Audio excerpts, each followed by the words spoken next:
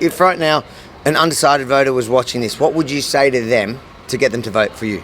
Well, I would tell them, have a look at my content, check out what I stand for. I would ask them some serious questions. How do they feel about the woke agendas that have infiltrated our schooling system? How do they feel about businesses being arbitrarily shut down under this arbitrary state of emergency? Are they comfortable with this government? How do they feel about our manufacturing being sold down the drain? If they're not happy with any of those things, then I would encourage them to go to my website, morgancjonas.com, read my policy positions and make an informed decision if they think that I'm the sort of person they'd like to support.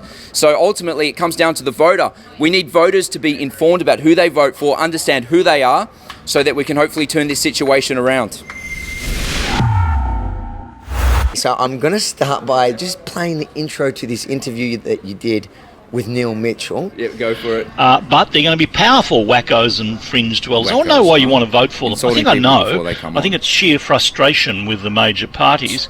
But the news poll today in The Australian shows that 27% of the voters could be voting for independents or minor parties. That puts them in an extraordinarily powerful position. On the line, Morgan Jonas is running as an independent senator for Victoria. Morgan Jonas, good morning. G'day, Neil. How come you're calling all these independents wackos? Because it's not very nice.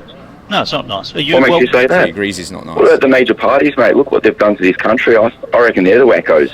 Yeah, there's a bit of truth in that too. But tell me, what's your plan? You have to admit it. They're the wackos there, and Bullman, and the interview continues like that, and right. You absolutely demolished him, I think, and people that want to hear the whole interview, I encourage you to go listen to it and decide for yourself. I think that kind of behaviour actually encourages more people to vote independent.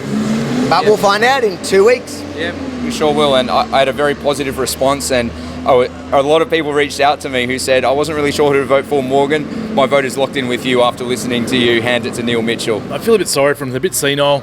Their platforms are, they're depreciating by the hour. And they've been sticking up for these dumb and dumber parties for how long now? And they've been creaming it. They've lost nothing in the last 2 years. They are so out of touch. And it's time that the bubble be popped. And this election's going to do it. And Morgan's the man that's going to go in for the kill. And he's going to be the alternative voice of what we need in the parliament. I'm really excited. He only needs 630,000 votes to get elected. There's that many in the freedom movement. RDA came from nothing to something in 2 years, so why can't he get in? And we have a lot of support, and RDA supports Morgan 100%. Obviously, if you're a freedom fighter, then you should be voting for him number one. It's really as simple as that. So I think we can do it. So tell us, who is this Morgan Jonas?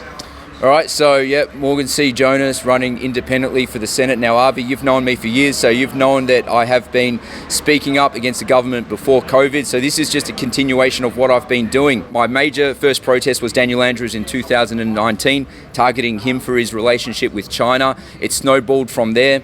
Over 170 independent news reports I've published on my site. Every protest, calling the government out every step of the way. And I think the COVID experience has highlighted the absolute reality that the major parties have let this country down. Australians are looking for an alternative. We see support for independence. So that's what I'm standing up for. I'm standing up for a reduction in the size and scope of government. I'm standing up for our farms. Okay, some people may not know that between 2010 and 2020, we lost 10,000 farms in Victoria. We see the commercialisation of water. We see these third-party actors coming in that never work on farms, able to buy huge amounts of water, controlling the supply, manipulating the prices. This sort of garbage needs to end. We've seen our manufacturing destroyed. We can look at the trade deals and we can trace them every step of the way in relation to the damage they have caused to our industry. All right, we're talking about energy. We used to be almost fuel independent in this country, but post-deregulation, that's gone down the drain. We need that back. We're losing our autonomy, and of course, our freedoms are under attack.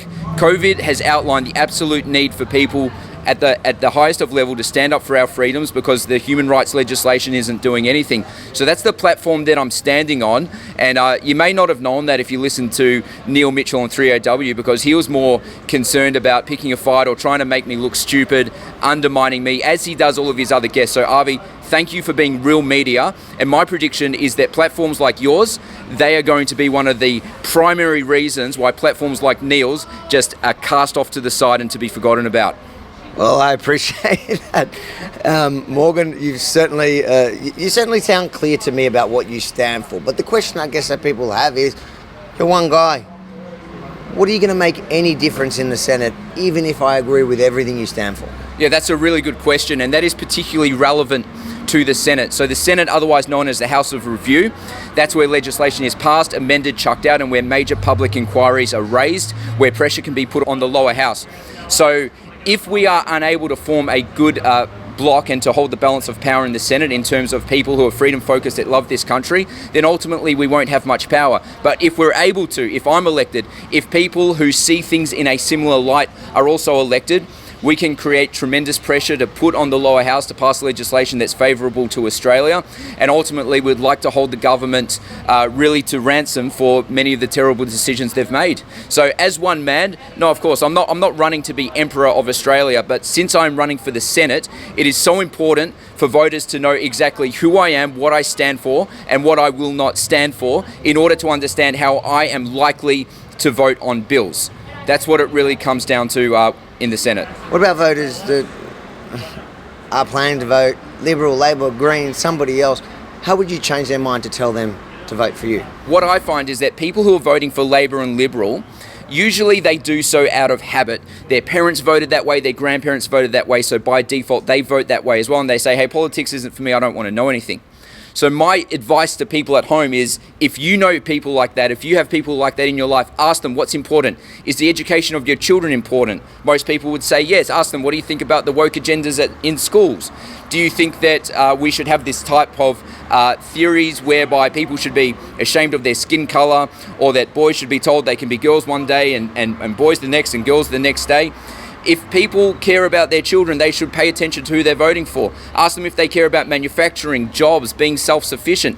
If they care about any of those things, ask if they care about freedom and having the autonomy to run our businesses when we decide to run it, not when the government says.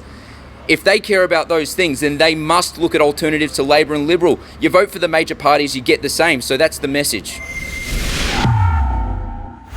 If you think that these freedom-focused candidates deserve or should have a platform, even if the mainstream media refuses to give them one, make sure to like, comment, and most importantly, share it far and wide. Then head over to ozdecides.com to sign up for our mailing list and donate what you can to ensure that we can continue to tell the other side of the story this election.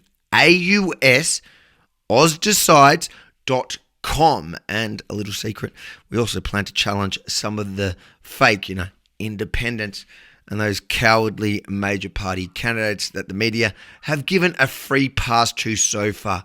Watch this space, ozdecides.com.